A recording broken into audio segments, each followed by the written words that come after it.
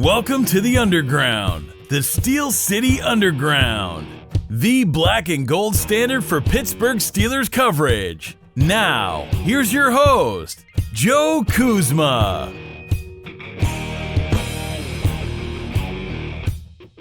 Hello, everyone, and welcome to another edition of the Steel City Underground podcast. My name is Joe Kuzma, and today, not flying solo. I do have a special guest, but Brian will not be with us for this particular episode. So he's on assignment, and he'll get a chuckle out of me saying that. So without further ado, I would like to welcome our guest for today's episode, Brad Lambert. And Brad is a Pittsburgh native and current talent manager / producer who frequently splits his time between LA and Pittsburgh. You got to start managing talent and working with many Steelers players. This is really a laundry list of names. I'm not even sure if I want to go through them, but I mean, it's literally everyone. We got one, and I guess we have a very big story about, but it's everyone from Super Bowl MVPs, current players, and everyone in between. So without really building this up any much more, Brad, how are you doing today?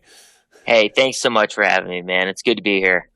Yeah, and great to have you too, and I'm looking forward to hearing some of the stories that you had. So, of course, one of the things that was pitched to me was it was everybody, man. I mean, there's Hines Ward, there's Lynn Swann, Ryan Shazier to Rocky Bleier, even Cam Heyward, Joe Haden, and more. So why don't we get started by talking a little bit about your background? You're obviously the good thing is that even though you're a talent manager and a producer, you're also a Steelers fan. So sometimes when I come across folks in your line of work or someone who works within the football industry, you know, I get guys who are Broncos fans or Raiders fans or God forbid, you know, it's like a Browns fan or something like that. Yikes. So go ahead. Tell us a little bit about yourself. Yeah, so I'm born and raised in Pittsburgh, so, you know, black and gold in the veins from the get-go. But, yeah, man, I started off in the sports industry. At the end of the day, I like to chase my passions, and however I can incorporate that into my personal and professional life, that's what I strive to do. So from high school around 2006, 2007, I really started to dive in to the sports world. Shortly after the Steelers won in 2005, I got connected to Willie Parker.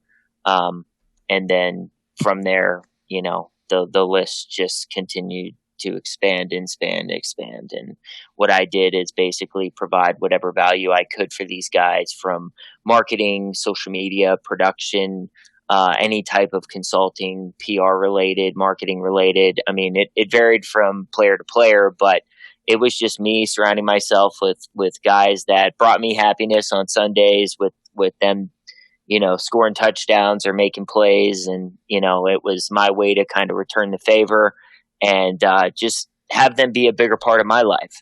You know, like I said, from 2005 on, I've just continued to kind of each year meet the new wave of players and continue those relationships and build.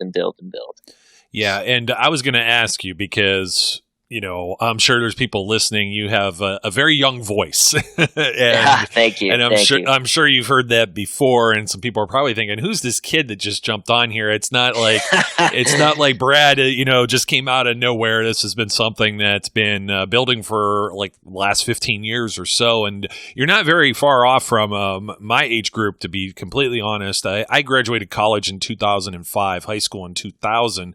I was part of the famed class of 2000. Nice. We're going to do big things, you know. Here I am. I'm doing a podcast. But anyways, love it. Yeah, you know, hey, I can't complain. You know, meet all kinds of interesting people, just like you have too. So I'm sure we have a lot of parallels here, and you have some stories, at least the ones you could tell. So you've been around the team. You've been around the Steelers for quite some time now. Just talk about what that's like, because even in this current day and age, we've been talking about a lot with especially the coronavirus type stuff, but there's always like a perception from some people that you hear about somebody getting a contract. These guys are millionaires. They make all this kind of money, and anything that has to deal, we don't get into the politics stuff, but we know the political aspect of things that are going on, particularly the anthem. And you also have like the players who are opting out with the COVID-19 stuff, whether it be safety. You even have players retiring early at younger ages, concerned about their safety. These are all things I think people don't realize, regardless of the paycheck that certain players may get, and some get larger ones because they're either more talented or they're in the right opportunity or they're more valuable to their team. But but when we boil it all down, every single person, we're just all human. Yep. These guys are, some are adults, but most are kids, man. Yeah. We got to be careful even saying that anymore. Kevin Colbert got in trouble last year, but yeah. Well, I mean, look, the reality is this: like when I got in with these guys initially, I was probably 16, 17 years old. Right now, I'm 31. Mm-hmm. So they're kids. Yeah, they're young. That's the way I always refer to it too. Yeah. Anyone younger than me, and I think of myself when I was in college as being a kid too, and I think that's where the correlation comes in. So, but I think more importantly, just to look at these guys and understand that they are kids and they are prone to making mistakes because they are 20. I mean, Juju entered the league at 20 years old. Yeah. Like that's insane. So, like the weight of the job that he's doing. Football is what he does for a living. It's not who he is. So in his spare time, he's a kid. He likes to play video games and watch movies and, dance and have fun and go to concerts and stuff. Like people need to understand he's allowed to do that. Now, if that affects or impacts his play on Sundays, then that's a different conversation. But I think just fans in general don't really look at these guys as people. They look at them as just like pure entertainment. And, if you guys don't perform on Sundays, then we have a big problem. When it's like, look, man, like these guys are just trying to make a living and do their best each and every day. And also raise a family and live their own personal lives. And that's something I've really appreciated and cherished since the beginning is getting to know these guys on a personal level. Who they are off the field, who they are in their free time and what they enjoy doing and who their families are and kids. And, it's a layered thing, man. And, I think we all know, for example, like Troy Polamalu on the field was, the Tasmanian devil and he would tear somebody's head off. And then off the field, he's like the sweetest guy ever. Right. So it goes to show you that, football is their job and that's not who they are. It's what they do. I'm glad you brought up Troy, and there's and he has feelings too. He might not have been exactly happy with the way his Steelers career ended. He was supposed to, he's supposed to get his due now. First ballot Hall of Famer, probably headlining the ceremony. Yeah, and it's just now it's postponed. But one of our guys actually sees him like all the time, and there's nothing, there's something to be said, especially most of the names that I'd already mentioned that you bump into. I don't think there's anybody has a bad word to say about any of these guys, to be completely honest, unless you're Mark Madden. And then he just hates the Steelers in general. It's so disappointing. I don't even know that he does. I just wonder if that's part of like his shtick, and he's he has to be this miserable, angry guy in order to get eyeballs and ears to his content, and But you don't hear that when he's talking about the Penguins. Oh, and you know what? That is true. Like, favoritism, big time. So like he just. I don't know. Somebody pissed in his Cheerios about the Steelers a while back or whatever. I don't know what his problem is. Well, it's because honestly, hockey season though, I listen to him all the time.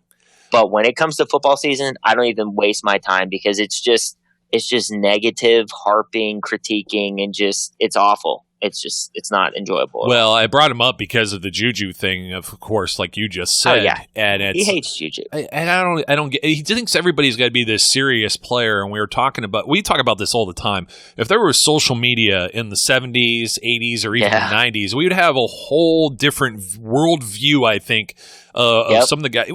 Terry Bradshaw is already a polarizing figure to some people. I couldn't imagine if there was Twitter and people had camera phones. Oh, yeah. I mean, there's just things that are just Ernie Holmes shot at a police helicopter. I mean, there's stories like that just kind of go down as legend versus, the spotlight is ever more. It was always on those guys. Make no mistake about it. Absolutely. But with Juju, it's just 24/7. But getting back to Madden, you make a good point with hockey, but it's because the Pens have been very successful as of late and won a few cups.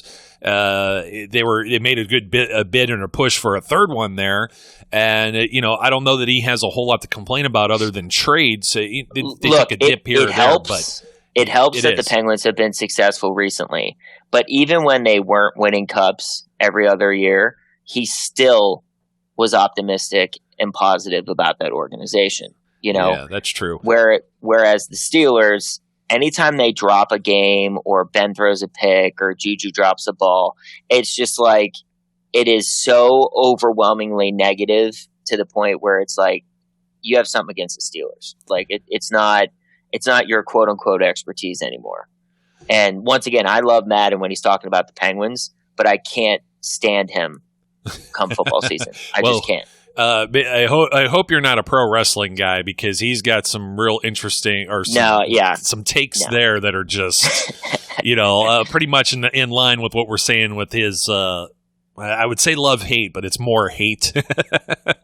Like the way you would weigh it. It would probably be more in bold letters with the hate part. But exactly. Anyways, we kind of got off track with that. But I do like how you're mentioning that with Juju, and this just came about the whole kids thing because these are the type of things, and Madden's not the only one. He's by far from the only one who criticizes guys like this, and by far not just the Steelers. This goes on in every single NFL city, and we usually see it. We're not going to see it this year with training camp, but they'll have that day off, and Mike Tomlin takes everyone to like Dave and Buster's or something like that, and they go to have fun. And everybody's like, or even when they show up, you have James Harrison driving the fire truck or whatever be the case, and everybody's like, look at these guys. They don't take this serious. You don't think James Harrison is like one of the most serious and dedicated guys to ever play the game? I mean, to be able to play work ethic. Yeah, to play at like 39 years old at the level, it doesn't happen that way. I'm falling apart. I'm 38 right now. I get out of bed and it's coming for you, man. Just give it another like 3-4 years. You get in your mid 30s. It's coming around the corner. 100%. So, I guess, I know we have. I guess we could just go right to the Willie Parker story. I'm sure you got some other stories about some other players that you might want to share, past or present, as well. Sure. But tell us a little bit how you got hooked up with Willie Parker because this is the one. I guess this is one of your highlights. Yeah, man. I mean, Willie was one of my favorite players at the time. I just loved watching him play the game. He was so unique in that day and age of the NFL with his speed that, when he hit the second level, no one was catching him, and teams knew that. He knew that. They didn't call him Fast Willie Parker for no reason. So obviously he shined in 2005, and that was kind of like his coming out party, if you will. And then obviously sealing the deal with that Super Bowl record run. But I got connected to him and his family shortly after that. And it was just out of admiration. I wanted to do what I could for him. And it stemmed from, funny enough, it was in high school. I had an art project that I did like a portrait of him. And I was, my school was entering it into like a competition, and, I was trying to get it signed. So I ended up catching up with Willie, at training camp, and that just kind of launched, our, I didn't even want to call it a friendship at the time, but it was just like, I was an acquaintance. I became someone that, I had a good conversations with his family all the time. Like we really started to bond then. But once again, I was 16, 17 years old, and he was like mid 20s. So there was a big age difference at the time, but he was always very nice and, professional, and treated me great. And, once again, it was out of admiration and respect. And, to be a fan, and then fast forward like literally 15 years later to where I'm Uncle Brad to his two kids, And I actually ended up handling his retirement with the Pittsburgh Steelers, which was, once again, going from fan to friend and, I guess manager in that stance of, working with, Omar Khan over at the front office and setting up, him retiring with Peasy and a few others at training camp in Latrobe. But it was just full circle. And, I still talk to him all the time. He's family now, but that was the cool transition. I always say, I was the fan on the other side of the fence at training camp, and then I became the guy on the inside of the fence with the guys on the field. And that all stemmed from me providing whatever value I could to impact their personal and professional life in a positive way. And it was just really cool to see our relationship grow over the years. Specifically in 2007, Willie Parker was lighting the league on fire. He was leading the league in rushing. Second to last game of the season, he had a halfback toss, ended up getting tackled low, and he broke his ankle and lower leg on that tackle, and obviously missed the rest of the season, and it cost him the rushing title. And at that point, he didn't handle it well, man. His dream of winning the rushing title, especially as an undrafted free agent, went up in smoke. And he was devastated, and he spiraled into a pretty severe depression after that, and didn't know if his career was over. He was in a bad place, and his family was concerned. And I at the time was a freshman in college, and I'm thinking to myself, what could I do for my friend that could bring him some happiness? Now, mind you, he's a professional athlete, celebrity. He has a lot of money, a lot of toys, so to speak. What could I do that he couldn't do for himself? And knowing what I knew about Willie, I was like, you know what? I'm going to hook him up with his idol, Michael Jordan. Now, mind you, I don't know Michael Jordan. I wasn't friends with Michael Jordan, but I knew Willie, and I knew how much Michael meant to him. So I knew that's what I had to do. And about 2.5 months later, Willie and his entire family went up into Michael Jordan's suite at a then Charlotte Bobcats game versus the Lakers. And he spent the entire evening with Michael. And, that was so special for me, because fast forward to 2 years ago, I was on the field during pregame with Willie at a Steeler game.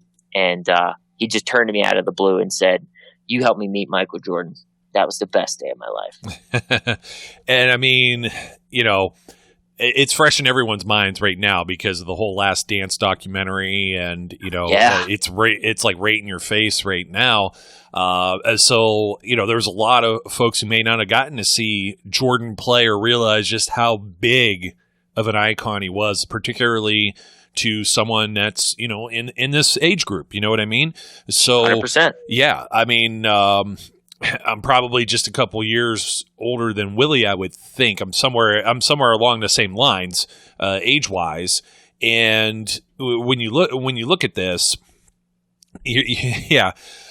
it's just you grew up watching him. You probably didn't realize at the time that you probably wore his shoes, or you're a Bulls fan. I was not a Bulls fan. I was a Cavs fan, and they used to just beat the crap out of the Cavs, and it just made me miserable. And then some other things happened with the Cavs. Brad Daugherty retired, and had serious injuries, retired, and then they weren't competitive until LeBron came around. But aside from my personal basketball anecdote there, this is somebody you idolized and looked up to growing up. I have a personal story myself meeting Rod Woodson. Rod Woodson's pretty much in that category for me as far as that. Love that. I would no less. I have a lot of respect for Michael Jordan, probably way more than I detested him while he played, because he played for the enemy. You know what I mean? It could not. Yep. Who could beat the Bulls back then? Nobody really could. Nobody. You watch the documentary, and you're just like, wow. You know what I mean?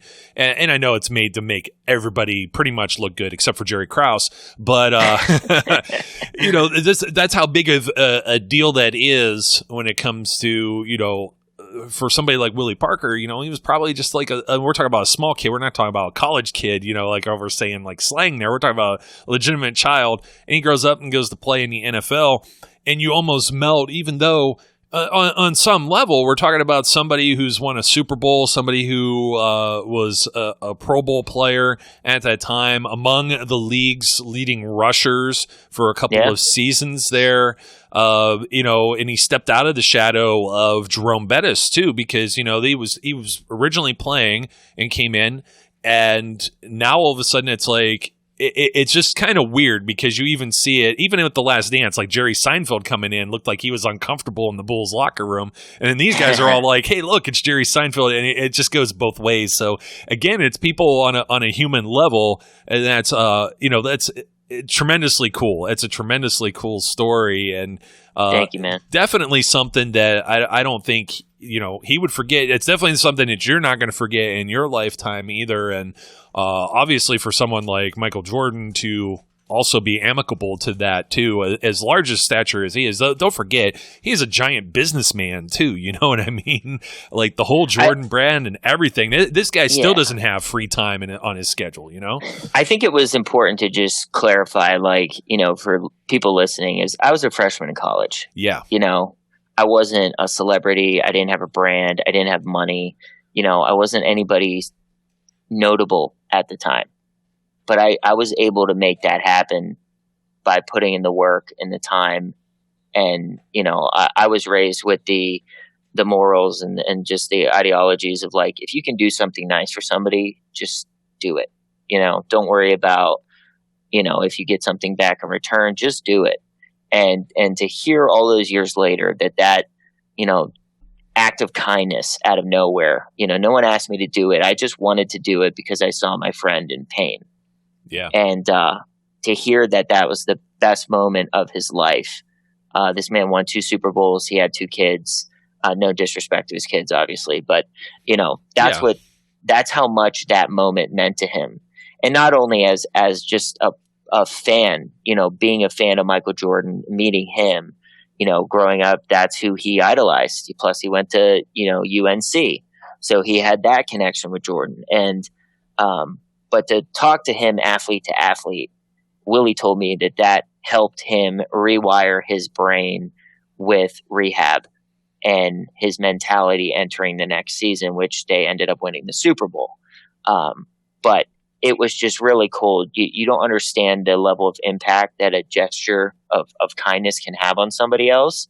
So, for those listening out there, just, shoot for the moon. Like, don't hesitate. If you can bring a smile to somebody else's face, just do it. Yeah. Someone out there is probably going to call BS on something with this, but it's like, in a similar position, when we were getting started here with a lot of stuff, Steel City Underground, I started this by myself as just a simple little blog without any real thought of, what I'm writing could reach thousands or millions of people that will actually care or support my opinion or anything of that nature. And then all of a sudden, you start doing things like you said, act of kindness. I say just having some integrity and treating people the right way. You wouldn't believe the comments we get. And we get some of them that say, we blow too much smoke up someone's rear end or we're too much sunshine and rainbows. But there's no reason to be negative towards some of these guys. Like, what have any of these guys ever done to me? If it wasn't for them playing ball, I wouldn't have anything to talk about. I wouldn't be in the position that I'm in, nor would you be in the position you're in. So I'm just as thankful for them. And a lot of times we get like some high praise, not only from just some of our regular listeners, but you may have some stories about him too. But like Rocky Bleier, when he came on, and I didn't conduct the interview. I actually stepped aside because I wanted to let Brian and Tina take that, because that was their Michael Jordan, and I said that's more fair for them, And they, I wasn't alive while Rocky was playing, so this is even more so like their childhood. You know what I mean? Yep. And Rocky was thanking us, and we're like, hey, no, we're thanking you, and I know Rocky's one of the names that you've encountered over the years. Yep. So. Do you have any good stories about Rocky or anyone else that you would like to share? Oh, of course. Man, Rock is just such a good dude. I mean, through and through, just such a good person. And I honestly can't say enough about him. And I had a buddy of mine who came to town, older than me, obviously was alive during the 70s and was a kid during those times. So, Rocky and Lynn Swann and those guys were his favorite players, right? And he came to town when I was living in Pittsburgh, and I had called Rock up. And I said, look, man, I got a good buddy in town. Would love for you to, come by for coffee. I'll meet you anywhere just so my buddy can meet you. And of course, Rock, being the guy that he is, was like, yeah, absolutely. Let me know where and when, and I'll make it happen, And it was it was a surprise for my friend because, I thoroughly enjoy surprises. So I literally, we go to Starbucks up in Green Tree. Okay. And we're just sitting there grabbing coffee, and I sit down with my buddy, and in comes Rocky Bleier. And my buddy just lit up like a Christmas tree. And Rocky and him, I was literally just sitting there, but him and Rocky just talked for like 45 minutes straight. And I'm like thinking to myself, like, wow, this is really special, because obviously my buddy didn't know about it. It was a surprise. And, he's really bonding with Rocky. They're talking about the glory days, all this stuff. And I'm thinking there to myself, I'm like, man, I was mad at myself because I wish I would have asked Rocky to bring his Super Bowl rings. Because that would have been so cool. And I'm sitting there like mad as hell at myself. I'm like, man, because I pride myself on like thinking of all the potentials, right? Like, don't miss an opportunity. Make sure you look at all the chips on the table. And I was mad at myself because I did not check that box. And speaking of boxes, Rocky, as he was leaving, was like, you want to get a picture? And of course, my buddy was like, oh my God, yeah, that would be amazing. He's like, great. And he pulls this little wooden box out of his pocket, and he opens it up, and there are the 4 Super Bowl rings. Oh, there you go. And my jaw hit the floor, because literally that was like what was going through my head. Like, wow, you messed up. You should have asked, da-da-da. And then my buddy got to take a picture. He put 2 rings on his left hand, 2 on his right. And he like put his fists up like in a fighting position. And he had Rocky next to him. And it was just such an epic moment, epic photo. But like I said, Rocky's just one of the best guys, man. He's so humble. He's all about other people, and yeah, I loved my time working with him, and I'm grateful to call him a friend. And Lynn's the same way, man. Those guys are just class acts, and it's been amazing to just kind of. I obviously wasn't alive in the 70s, but I thoroughly obviously know who those guys are and what they did for the team and for the city, and to connect with them even at this time, it's special. Yeah, and we live vicariously through highlights and retelling of other stories and mutual respect from other players and people with the organization and fans and everything of that nature too.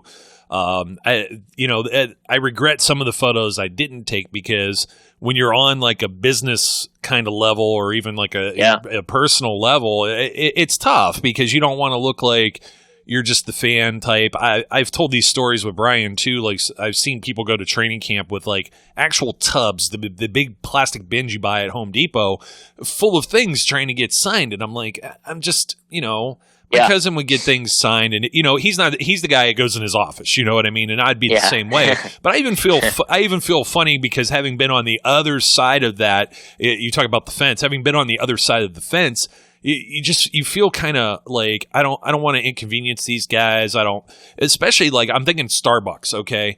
I don't know how many people are coming in or what time of day but if somebody sees that, maybe they don't even pick out Rocky Bleier first, but then all of a sudden they see like somebody's taking pictures with the Super Bowl rings. It's like, it's that vacuum effect. And, 100%. I have some regrets on that myself, but the same way, it's like I respect these guys on a personal level that I don't want to do that to them. Yeah. If they want to offer at some point, really the big one for me, and I still got to get Jeff Reed to sign my kicker ball. And, I shoot him a text every now and then. He's one of the guys that I've kind of buddied up with over the years. I got introduced by some other guys. And, Jeff's great. He's another one, too, that speaking of Hall of Fame induction ceremonies and everything, when Bettis went in, and there's certain guys that walk around the crowd, and they have the whole kind of effect. And, you can't always put your finger on it. Casey Hampton sticks out in the crowd. You know what I mean? Brett Kiesel, Big Ben. But Jeff Reed's walking around, and my cousin's the guy that has like this photographic memory. I used to, but my mind's shot anymore. And he sees somebody, and he's like, "Hey, that's Jeff Reed." And he goes up and gets a picture, and Jeff, of course, has the rings, and he has them on his middle fingers, and it's like, he's such a wild guy, but it's a wild in a good way, and he gets a bad perception 100%. for being very playful and maybe even immature. But yeah, some of these guys are growing into, from young men into grown adults in the NFL. And it's just, you got to kind of take what goes with that sometimes if they make mistakes or they're immature or anything like that. So, Sure. And Jeff would give you the shirt off his back, as would many people too. So, I'm not sure. Is there anyone else that really stands out as a highlight? I mean, we mentioned a bunch of names. I know you probably feel as funny as I do with the name dropping type thing. We could probably go for hours. This is not an ego thing whatsoever. Oh, yeah. It's just two fans talking. But it's funny going back to, you mentioned training camp. I used to go, obviously dating back to like 2005, and knowing Willie and a few of the guys, I would be on the field for camp. So I would go and bring a bunch of my buddies from college, and we're all Steeler fans. So we'd go, and at the end of practice, people would scatter and get as many autographs as they could, right? And then we'd all come back at the end and be like, "Who'd you get? What'd you get? Da da da da." But like, that was never my intention when everybody broke, right? So they would come back and be like, "Oh, I got 6 autographs. I got 12 autographs. I got this autograph. I got that autograph." They'd be like, "What'd you get?" And I'd be like, "I got 7 phone numbers." Yeah, so nice, because you get to network with we had different priorities. Yeah, we had different priorities, and for me, autographs are great, and Lord knows my room is peppered with, I'm looking at a Willie Parker Super Bowl 40, his touchdown run photo that's framed and he signed it. Like, I have that stuff, but only for guys who I was really close to, and moments that we worked on together, or projects or whatnot. But for me, it was about those relationships. That's what has built my business. That's what built my career and continues to do so. So autographs and stuff are great. It's cool to have, but I would much rather have that lasting relationship than, a faded piece of paper with somebody's name on it. You know what I mean? So it's just a funny story off of what you just said. And then going on to other stories, I mean, really close to Le'Veon Bell, one of my favorite running backs. Hated to see him go. I really didn't want him to go. I wish him the best, obviously, and whatever he decides to do, moving forward and for the rest of his career. But, we were really close when he was with the Steelers, and, we had, talking back and forth about FIFA. And that was our kind of connector, if you will, because he was the people's champion in the locker room, if you will. And we had like through other players, I would get messages saying like, "Yo, Le'Veon is talking mad on you in the locker room, saying you're not shit at FIFA, da da da da da." So it got to the point where I finally got his number from somebody. I was like, "Yo, let's do this." So like, I went over to Lay's house, and he had 2 chairs in front of his big screen plasma, and then he had about 7 friends over surrounding the chairs. So it was literally like this stadium environment. And dude, it was the most intense like setting ever, because we're sitting there playing FIFA, and he ended up going up 2-0. And then I ended up crawling back and tied it up, and he scored again. And then in the like 80th minute, 90th minute in extra time, he tackles me outside of the box. And I was playing with Barcelona. So like, it was either score this goal or lose. So I was outside the 18. I had a free kick with Messi, and I drilled it. Like, top left corner. The house exploded like we were watching the Super Bowl, because it was just like, literally, if I miss this kick, the game's over and I lose. But I made it. We tied. I ended up beating him in penalty kicks. And it was just like an insane game. And we played about 2 or 3 more games, and those games were not close. He ended up throwing his controller down. He's like, "I'm done." And I was like, thanks for playing. So, I think Le'Veon retired at FIFA ever since. And my most recent victim, and you can tell him I said this, and I'm sure he'll see it and be very irritated, but I've been playing Zach Banner on FIFA. No, that's not the guy I want. I don't want to poke that animal in that cage at all. Yeah, well, he goes by the Hulk for a reason. But I live in Los Angeles, so I'm safe right now. Exactly. But he had this whole People's Champion thing going on, and I recently just played him, and I don't know if you saw it, but he actually put out a Instagram story saying that I whooped his ass. So at least he's man enough to come out and admit it. But those are, like I said, it's great to have a relationship with these guys, and cheer for them on Sundays and stuff like that. But I love having personal relationships with these guys to where we can, I've been playing Call of Duty with Alex Highsmith, the rookie out of Charlotte. Great kid. I'm telling you right now, he's going to be special for the Steelers. Dude has like a extremely high motor. His work ethic is insane. It reminds me a lot of TJ Watt. So, I know he's a team first player. And he's going to surprise a lot of people. I'm not sure how much action he'll get this year. I know he's going to play a big role in special teams, but in years to come, it's going to be exciting. But those moments, playing Call of Duty with those guys, and I used to play Call of Duty with Hines Ward back in college, and that was just such a surreal experience, man. Because I'm a kid in college, and I'm on the mic with Hines, and we're playing Call of Duty. It's just so weird. It's moments you don't take for granted. And once again, it's just, building that trust with these guys to where, I play COD with Ryan Shazier and Stephon Tuitt, and, these guys just, want to play. Eric Ebron's another big gamer. So at the end of the day, man, it's like, Ryan specifically, I can't say enough about Ryan Shazier. He is one of the best people I've come across, and definitely one of the best professional athletes I've come across in my life. One of the most humble, kind, giving. His work ethic is second to none, and he is the most mentally tough person I've ever met. And I remember watching the game a few years ago where he was injured. And man, when you have relationships with these guys, the result of the game or the game itself just doesn't matter anymore. Yeah. And when he went down, I literally could give a rat's ass what happened in that game. And that's saying a lot coming from me, because I literally lose my mind on Sundays. Like it's my heartbeat to my, Steeler fans, it means everything. So when he went down, I was just sick, and I ended up going to the hospital to see him about 2 days later, flying out from LA. It was during the holidays. So I went home and spent a good amount of time with him in the hospital, man. And it was, walking into that room and seeing him in a wheelchair. And at that time, he didn't have a lot of movement, and it was just heartbreaking, bro. Like, I can't, we embraced, tears were shed. Like, it was heavy. And, to see where he's at today, fighting and clawing back to have some normalcy in his life. I just can't say enough about him. So, I actually talked to him on the phone the other day. He's family, and I wish him nothing but the best. And I hope he's able to get back where he wants to go in his life, not specifically to football, but whatever he wants to do.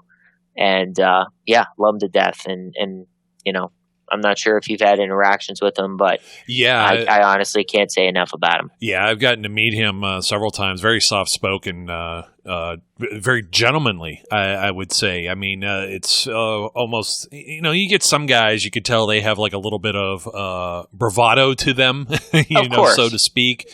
But I would say Shazier, kind of, Hines Ward, he's got the smile, he could talk the trash, but in a personal setting too, Hines is just so down to earth when it comes to those guys. I could tell you where I was when Shazier got hurt in that game against the Bengals, and it was at a Permane Brothers, and you could have heard a pin drop in the place. And I mean, exactly same feeling. I was sick to my stomach over it, and I probably did, even at that time, had I had any encounter with, probably maybe once. So I hadn't met him, and I don't have like the personal level maybe of contact that you do, But even that, I get sick when guys get cut. There's guys, I talk to or interview during the draft process, or the guys that get drafted by the team. Like if you're talking to somebody, let's just say Alex Highsmith, and then in 2 years, let's just say 2-3 years doesn't pan out, or he gets hurt and then that costs him his opportunity. You get sick to your stomach. You really do. Of course. You feel, you feel for some of these guys. And there's guys I've interviewed, and I almost hate asking the question, but it's like some of the NFL careers are so short. It's like, what's your plans maybe after football? You know what I mean? And it's always good. 100%. Everybody, just about everyone has some type of backup plan. And, all these guys are college educated, so you would hope so. But you never know. Every now and then you get surprised by the one that's just like, I don't know. It's well, like, the one thing I'll say is like, when guys get cut or they move on or whatever, if I have a personal relationship with them, I don't abandon them. Yeah. You know what I mean? Like, that's something that Willie said to me, when we were talking about his injury, and even when he moved on to the Redskins and then ultimately retired, is he's like, you didn't give up on me. You didn't leave me, like most fans move on, and that's fine. But like, I wasn't just a fan to these guys. Like, they were friends, they were family. Like, and that's like, I do my best to keep in touch with everybody, dating back to Lynn Swann and Rocky Bleier. Like, we text, we talk. Like, this is something that, I want them to be a part of my life, and I want to help them any way I can. I mean, I was grateful to be a part of the 412 collab that Ryan did with them, with the Shalif shirts. Yeah. That's something I was involved in. I helped execute with Ryan and the 412 guys, who, I don't know if you guys who are listening, know about the Shop 412 guys, but the best, the coolest gear. If you're from Pittsburgh, you got to have it. So definitely go pick some up. But yeah, we did a Shalif shirts collab and a lot of really cool stuff with them. But once again, it's like, Ryan was out, but I was there for him, and that doesn't happen. You know what I mean? Like, I don't care what happens. I support these guys on and off the field because, imagine just being supported for the job that you do, and then when you're no longer doing it, no one cares. Yeah, that's the tough part. And sometimes it's it's part of the business, part of the machine too, where you might lose touch with someone, and it doesn't always happen that way. And that's the thing I always say, and you said it too, football's family. We're all connected. We all owe a debt of gratitude to those guys just as much as, and we don't realize that sometimes, they come back and thank us, like I was saying with the Rocky Bleier story there. And, it's all interconnected. Not everyone has a career with just one team necessarily. A lot of guys, they come from the college ranks. And they're friends with a lot, they're friends with a lot of people. They go to camps or come from the same city, or, there's so many connections that are out there. And then also consider how you got generational players now, or families that are in the NFL, like the Watts and the Edmonds. And, there's a lot of connections there. That's why it's weird too. You get people that are like, why is so-and-so working out with these guys? You got like 3 Steelers, and then you might have somebody that's, I don't know, from the Chiefs or something, practicing with these guys. And it's like, well, they're from the same area. They grew up together. They went to college together. There's so many connections that are there, and it's the whole football is family. And, just backtracking a little bit on, there were 2 things you said, and I only remember the one, and it was about like the cheap faded piece of paper. And, I used to actually work within pro wrestling and within promotions within there. I love that. And so when I speak about autographs and things of that nature, don't bring somebody your paper plate or your Fox's pizza box you got from the concession stand to have them sign it, because give a little thought to it. I have the infamous story of the boneheaded cousin, not the cool one that I was mentioning earlier, showing up to camp and not even he had this like hat. It's the most faded. He doesn't listen to my stuff anyway, so I'll talk smack on him anyhow. Picture something that used to be white, and then you probably wore it to mow lawn for the last decade and sweat in it all summer. And he's holding out this hat to try and get, of all people, AB to sign it. And then he was like, man, AB just like walked right by. I was like, even though this guy was out on the field and it's 90 degrees and sweaty and, he has to hit the showers, he don't want to be touching your nasty hat. You know what I mean? And you don't even bring a Sharpie with you. You think he's just got one like right there, like in his jock or something, It's just like, give it some thought, because if you give it some thought and show that it has any sort of meaning and value to you, that's only it's gonna make the player feel better about it too. You know what I mean? Like, come across it from the other side. So I've seen some really bizarre, like the napkin thing and everything like that. It's like, we're not sitting here jotting notes, and I forgot to bring a notepad with me.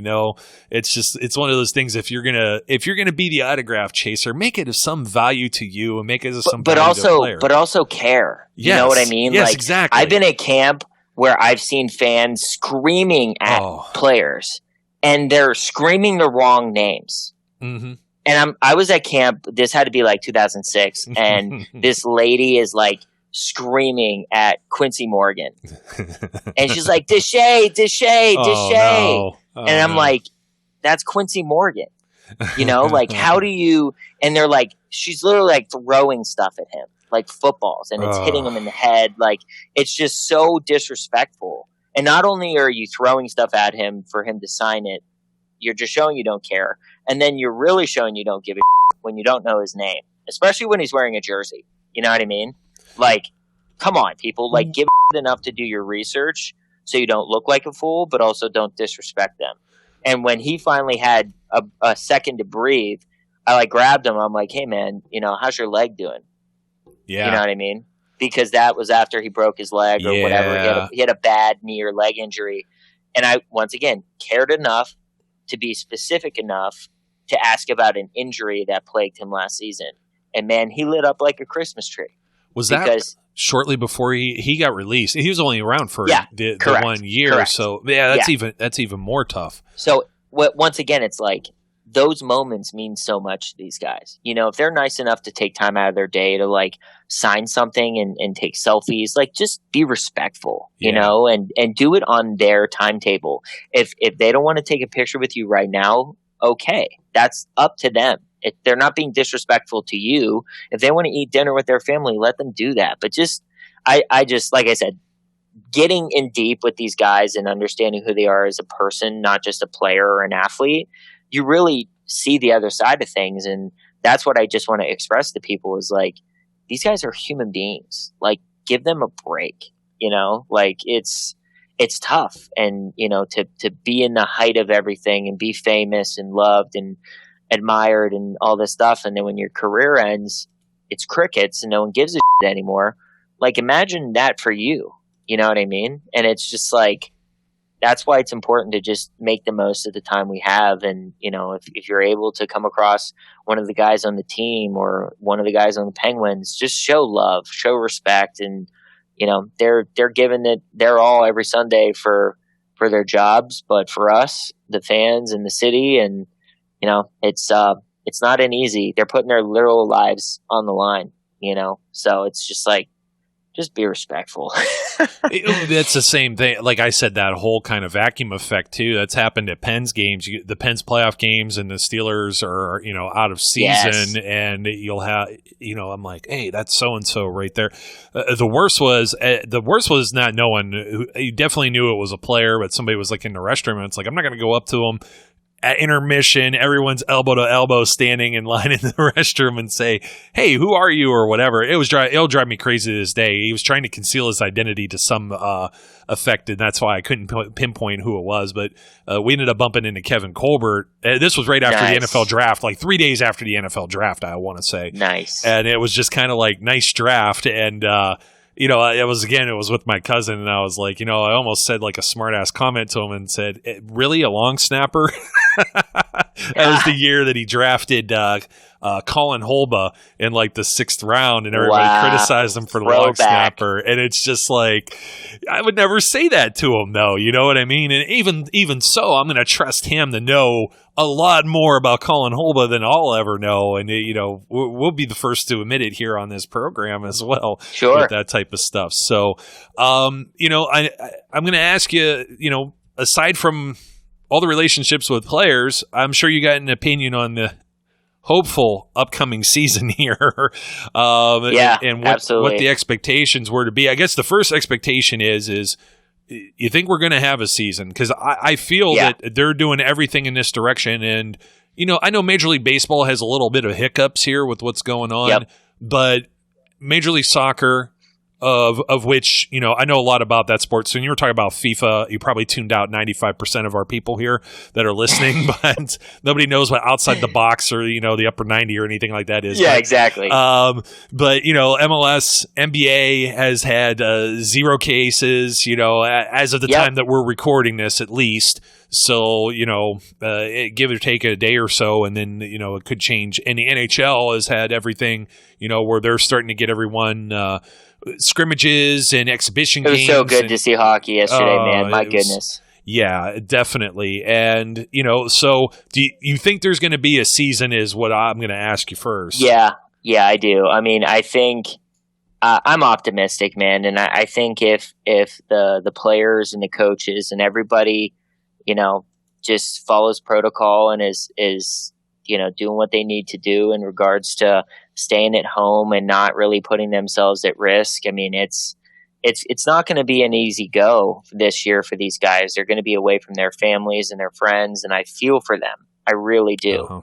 I know it's going to be difficult. So, but at the end of the day, I do want everybody to be healthy, and if we're lucky, we'll have a season. But assuming that we are going to have a season, I really like this group. Obviously, Ben coming back, he looks to be in phenomenal shape. Probably the best in a long time, which is great. Plus, he's not like 50 pounds overweight like everyone was trying to sell us in January. Yeah, it's just, dude, I don't even get into that. Jake it's Laser. Just obnoxious. Just shut up, Jay. But yeah, Ben looks amazing. Plus, he's pissed off. He literally, prior to getting hurt, he led the league in passing, which is like, are you kidding me? Right?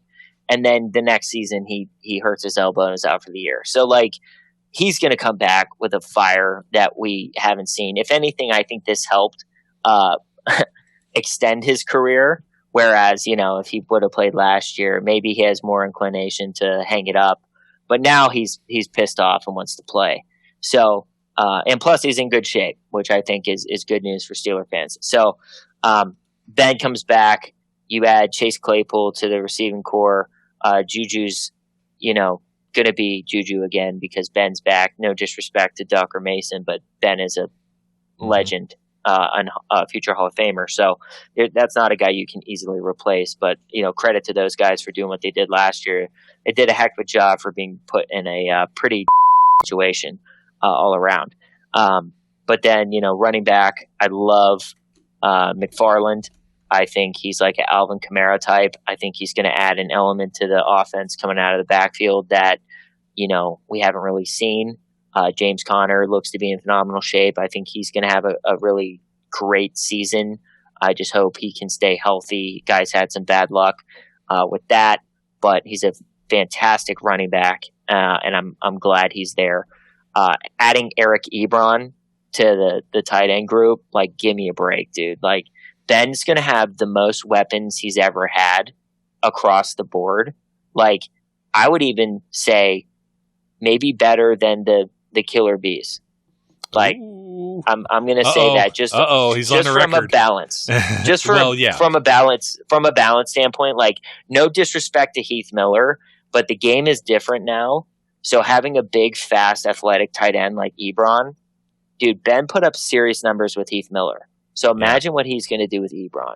And Ebron's healthy now. And, dude, I've talked to Ebron, and he's on fire. He can't wait. He has insane goals this year in the best way for himself, statistically speaking. So, you put him and Ben together, it's going to be scary. And you talk about mismatches. We're talking about Ebron, who's a big athletic tight end, right? So that's going to open up space for Deontay Johnson, Juju, James Washington, Chase Claypool. And then the running backs, it's just the offense itself is going to be ridiculous. Well, don't forget Vance too. I mean, that's what I'm saying. How are you going to cover both? How are you going to cover both of those tight ends? You can't, and that's what I'm saying. The Killer Bees were great, but tight end was a weakness. Heath was towards the end, I want to say, of his career, if not gone already. But like obviously when Heath left, we really lost that threat at tight end. Jesse James was a average tight end at best. He produced some good numbers and whatnot, but it just wasn't Heath. And that's nothing against Jesse James, but he just wasn't. And then, Grimble was an athletic tight end that we hoped would have expanded into a Ebron type, but injuries and whatnot kind of held him back. So, but yeah, the offense itself is going to be insane. We still have a phenomenal O-line. We added Wisniewski from the Super Bowl champion Chiefs. So I just really like where we're sitting offensively. And if we can stay healthy, it's going to be really hard to beat this team. And then you flip to the other side of the ball. Dude, we had the best defensive football last year, and we had one of the worst offenses. Yeah. So you add Ben and what we just talked about to that already sick defense, which Minka is going to be even more comfortable back there. Yeah. Him and Edmonds are going to have an even better relationship and chemistry on the back end. Same with Nelson and Haden. And then Devin Bush entering his second season. Scary. And then you add a guy like, Stephon Tuitt back to the mix, who was a monster at the start of last year until he got hurt in the Chargers game. So, I mean, where's the weakness on this team?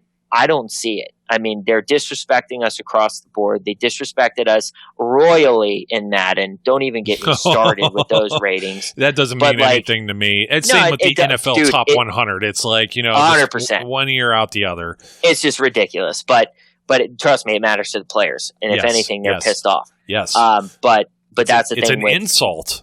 Yeah, but the team itself, look, Lamar Jackson is a flashy player, and he's talented. But he has done nothing when it matters to show me that he's legit. Patty Mahomes, he showed me everything. Yes.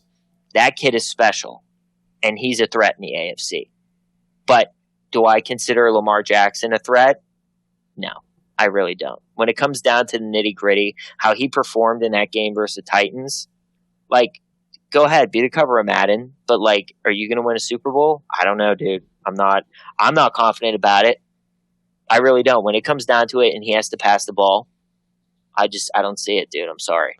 And the Browns, give me a break. The Bengals, Burrow.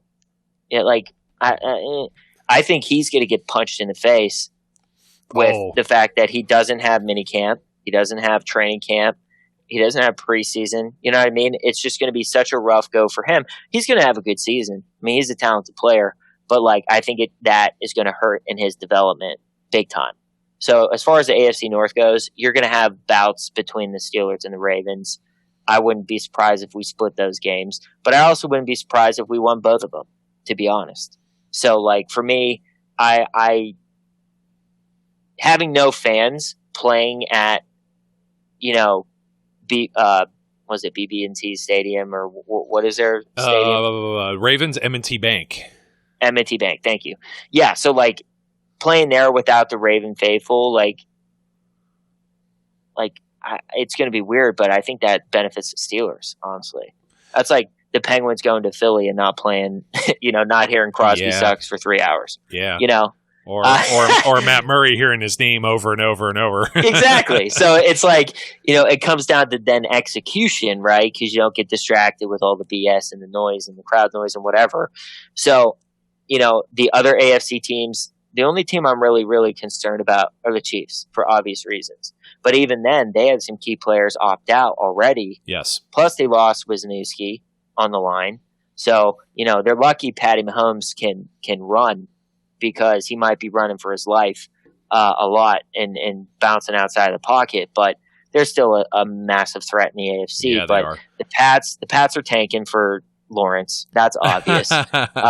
Let's be honest. And without Brady, they just, I love Cam. Honestly, I hated the Patriots because of Tom Brady and everything they are and whatnot. But now that Cam's there, I can actually say the name without cringing because I do love Cam Newton. I spent a good amount of time in Charlotte. So I really, really like Cam Newton and I respect him and I'm happy he's getting another shot. But they're really not dealing him a winning hand at all. Oh, no. So, I mean, that offensive line was already kind of shaky. The receivers weren't there, Yikes. and it was, the receivers are the tight ends. Like, you talk about all the weapons Ben has. Look at what Brady had, like, last year, and I understand there's N'Keal Harry or, Sonny Michel, but those are still young guys that are still trying to grow into the role. And, I've never thought I've liked Cam.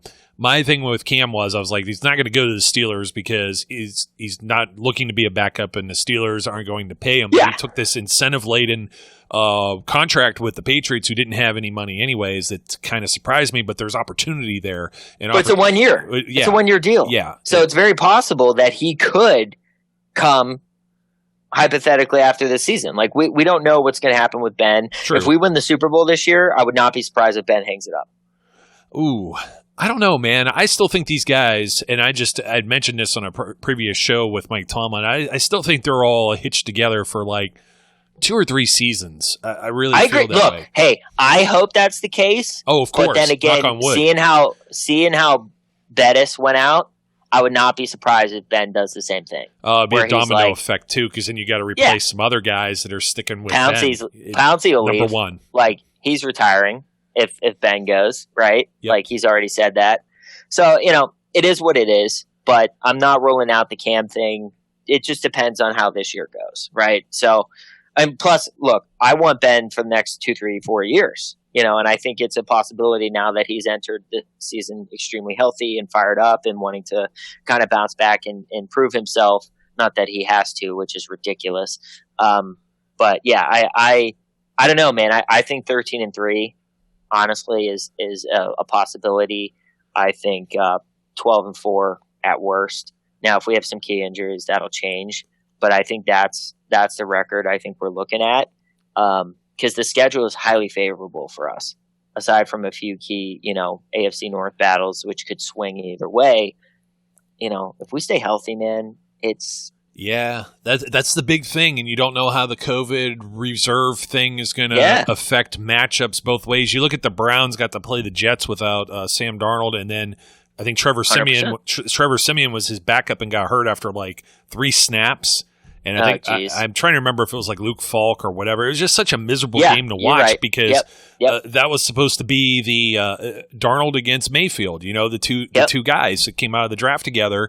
The big matchup on Sunday night, Monday night, whatever it was last year, and it was like there was a win. There was one of the wins for the Browns, and it's just like those are the type of situations you might see happen, or even the Patriots defense last year where they didn't face like 7 or 8 straight games where they didn't face a quarterback worth a flip, and those are the kind of things you might be looking at. So it's like, it's always like on paper. I hate making predictions on records, but I'd say double digits would be nice. Ravens are always going to play tough, man. It's like I've never have any respect for the Browns. Anyone who listens knows that. Agreed. I have half my family's Browns fans, being a Northeast Ohio native, born and raised. So it's like it's a pain in the butt dealing with them, because every year there's that optimism that lasts for about 2-3 weeks and then slowly fades into the oblivion.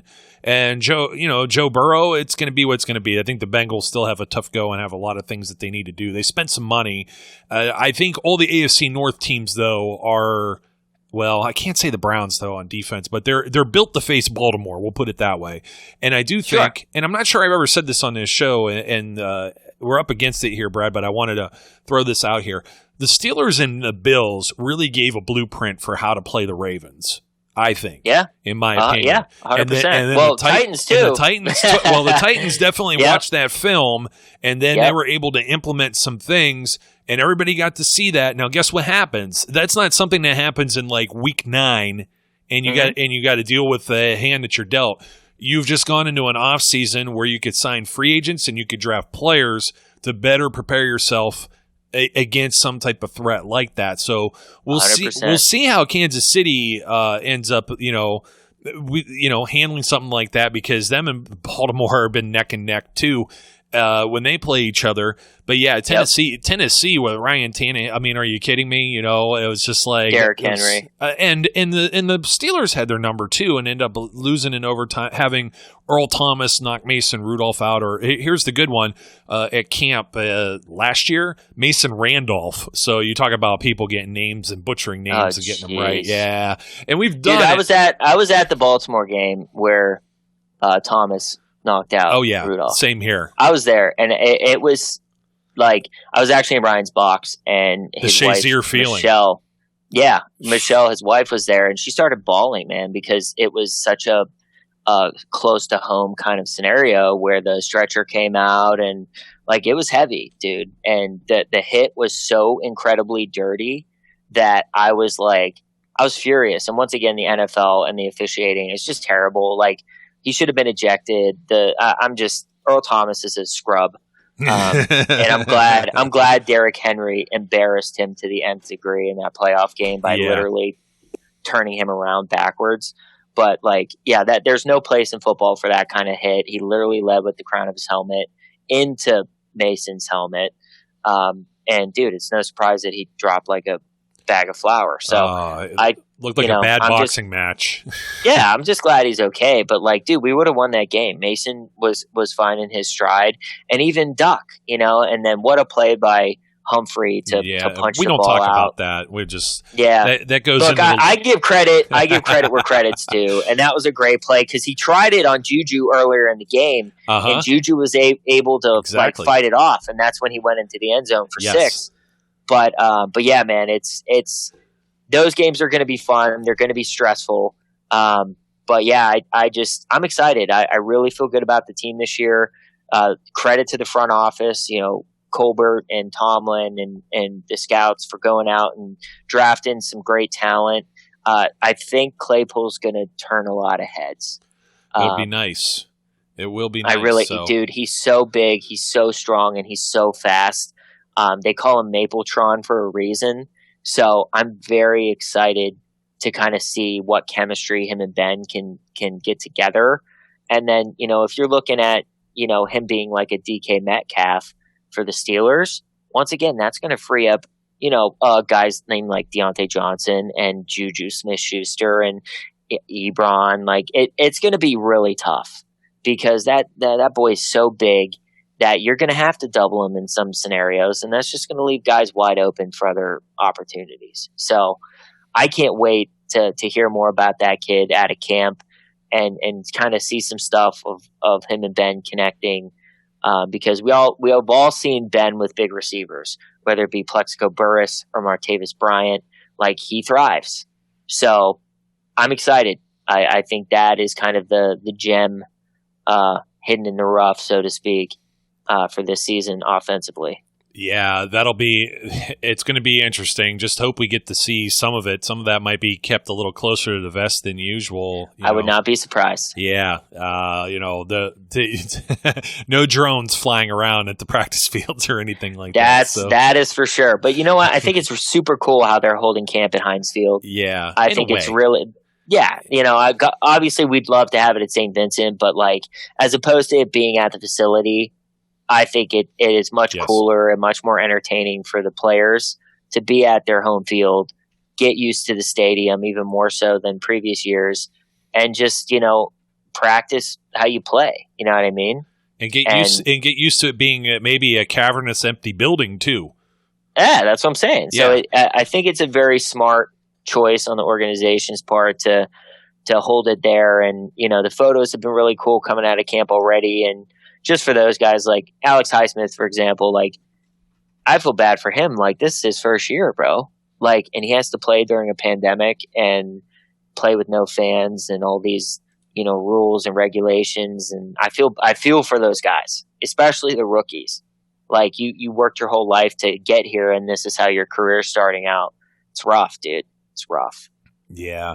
Absolutely. Well, Brad, hey, we're up against it. I thank you for taking time out of your schedule. I'm sure some people are like, "Hey, what is this?" But I think after listening, it's we gotta get back together again sometime in the near future again, because I'm so down. We can go forever, and you mentioned so many things that we could definitely talk about with other podcasts, namely the referees stinking. So Brian has made that God. a hashtag that's caught on, the refs stink. Don't even get me started about that New England game and Jesse James. Geez. I'll never forgive that. I'll never forget it. I was right there in that end zone about, I don't know, 12 rows up or so. And it's and right on that goal line, man. It's just the most ridiculous thing. Literally, it cost us, I think we would have gone to the Super Bowl, if not won the Super Bowl, if they would have given us that game like we deserved, because we wouldn't have played Jacksonville in the first round. And, hypothetically speaking, we would have been playing, whoever else, and it would have been a better matchup. But yeah, that's one of those things that goes down in the history books is like one of the worst calls in NFL history. It's sports history. And just, once the ball crosses the plane, play's dead. It's a touchdown, period. Absolutely. He had control. It touched the paint. It's over. Touchdown. I know, man. I know. It's so bad. And that game was so good, bro. It was. Oh my God, that last drive with Juju, oh man, that game was so good. Tony Corrente, that's the name you got to remember. And now, that is really seriously forever. You're outing him now. Forever. He's already been outed, and then every time you've seen him since, he loses more and more credibility, which doesn't help the rest of the NFL referees and their crews. He should have been fired. It's just should have been fired.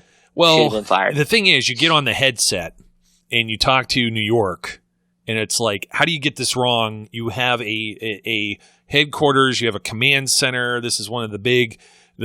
Every game's big, you know what I mean? But but some are bigger than others, obviously. Let me ask you this. Yeah. Let me ask you this, Joe.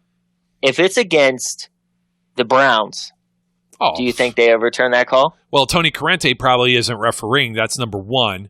You get a handful of guys, and I mentioned one. I outed Clete Blakeman on a previous podcast too. Maybe with him.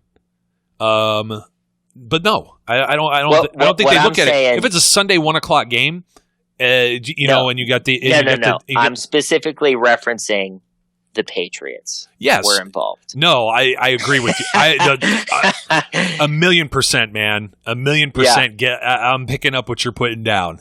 Anybody else? I'm telling you right now, I don't see them overturning that. But because it was New England, maybe Baltimore. Yeah, maybe. So those are the two that I could think of. And the Baltimore thing is only going to be because my bias and being a homer, and them being the main chief rival of the Steelers. But, man, the Patriots, where there's smoke, there's fire, man. And that wasn't the first, goofy call that entire season. And I don't want to belabor this, but there was one with Kelvin Benjamin that was a touchdown. There was the Austin Safarian-Jenkins Jets fumble end zone, whatever thing that they called back. And, that whole mess happened. There was another real iffy touchdown that stood when they beat the Texans early in the season, week 2 or 3. I think it was Brandon Cooks, and it was was both of his feet in, and they let that one just slide, and they won that game. And there's a lot of asterisks, and there's a lot of conspiracy theories, and we'll just I don't know how they still managed to screw this up. Honestly, I really don't get it. It's 2020, man. With the technology, the slow-mo cams, the HD 4K cams, what are you doing? You know what I mean? I just don't.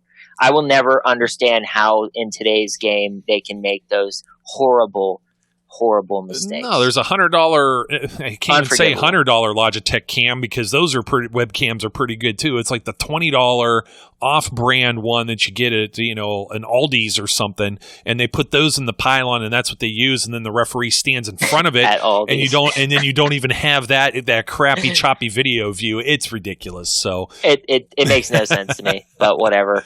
I digress. Yes, same here. Brad, hey, thanks for joining me once again, and thanks so much. Hope to have you again. And for all our listeners out there, of course, don't forget to something or other comment, subscribe, maybe not even in that order. So once again, my name's Joe Kuzma, and my guest today is Brad Lambert.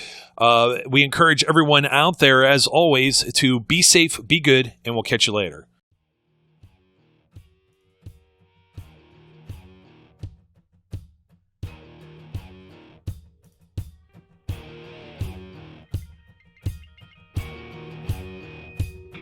We would like to thank you for listening and remind our listeners to follow us on social media and our website, www.steelcityunderground.com.